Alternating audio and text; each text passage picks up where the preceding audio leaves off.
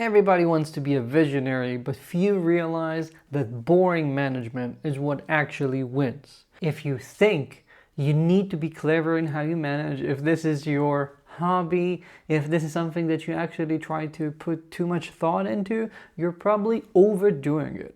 And that's wrong. If you look at so many of the big successful companies, they were innovative, but not in how they manage people. They put their innovation into where it really matters. This video is going to help you become a boring manager.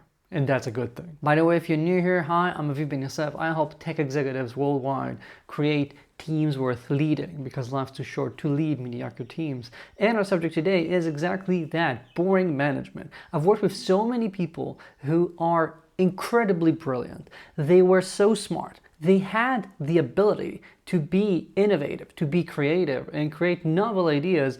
And once they were too detached from the code, from the day-to-day, they needed an outlet for their creativity. However, when we let that outlet be the management per se, as you're a leader, as you're a senior leader and executive in the company, you're usually just adding overhead, making things too complex without any real benefit to it. Creativity belongs in the product, in the strategy, not in how your team clocks in, not in how you decide what you need to be doing every week, and not in how you manage your one-on-ones.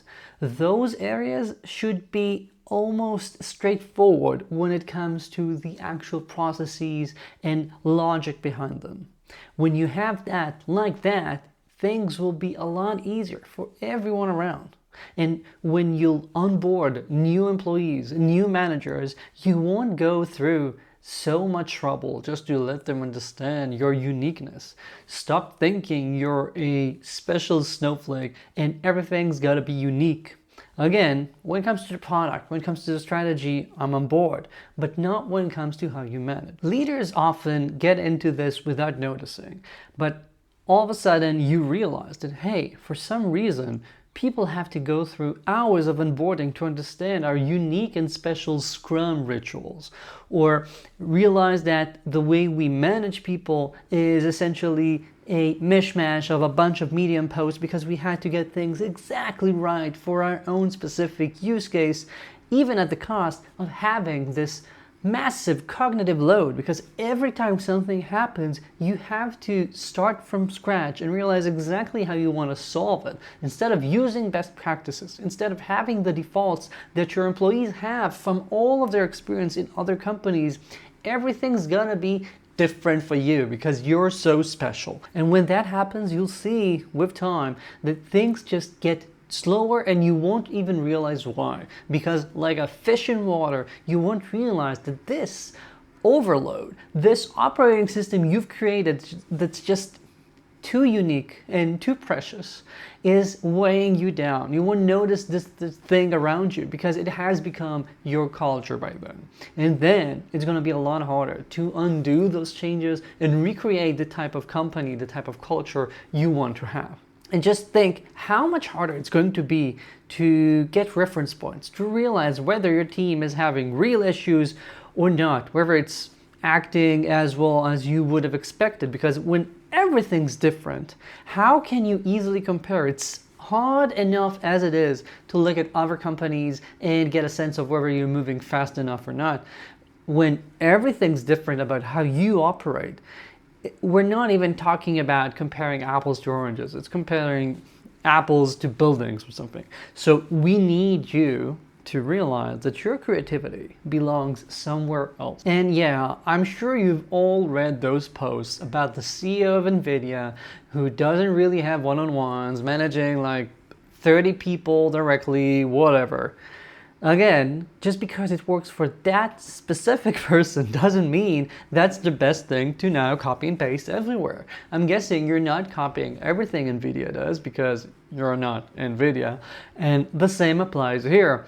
What works for 90% of the cases is often good enough. I don't want you to try to jam those innovative ideas into your organization without really having a reason.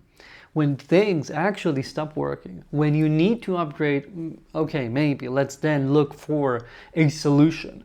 But your default should almost always be picking the most boring option on the shelf. The thing that is just, when people hear about it, they just say, ah, yeah, I get that. Yeah, makes sense. Oh, yeah, I know that. That's what I want. I don't want them to have to work hard just to understand how we work. Being a leader in an organization is hard enough. I don't need the added burden of doing that in an environment that's tailored just to fit how your organization is precisely like today. Things are going to change in a week, in two, in a month, and having to redo everything all the time because you've overfitted whatever situation you've got right now doesn't make any sense. So what do? Pick boring defaults. 90% of what you do should be the things that everyone would expect.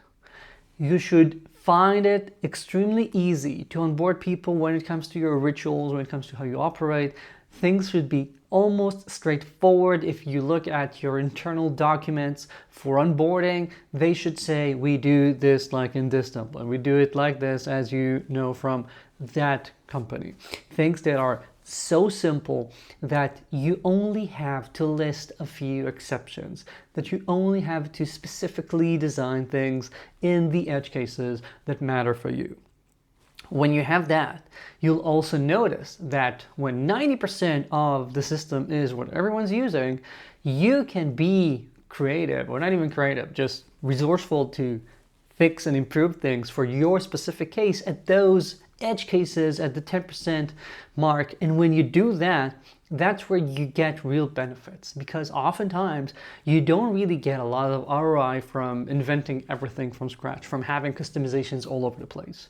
You find the pain points and you make those better. And when you do that, everything's going to be better, everything's going to be improved in the team. Optimize your company's operating system for clarity, for repeatability, for having things that don't require teaching them as much as possible, when we can just use the common design patterns.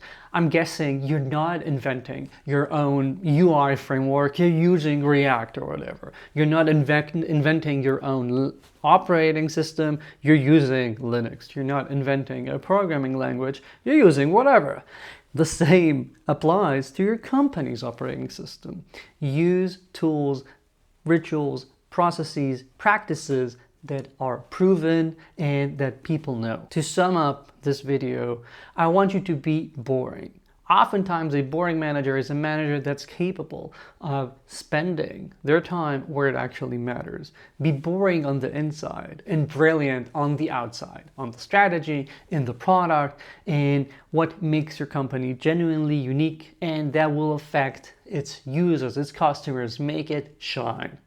Don't be so precious about your internal documents, about how things are being done inside, because frankly, it doesn't really move the needle that much, and therefore it's not worth wasting your precious brain cycles on that. That's it. Thank you if you've enjoyed this. Please like and subscribe so you get the next one video and maybe help some other people discover them. Ciao.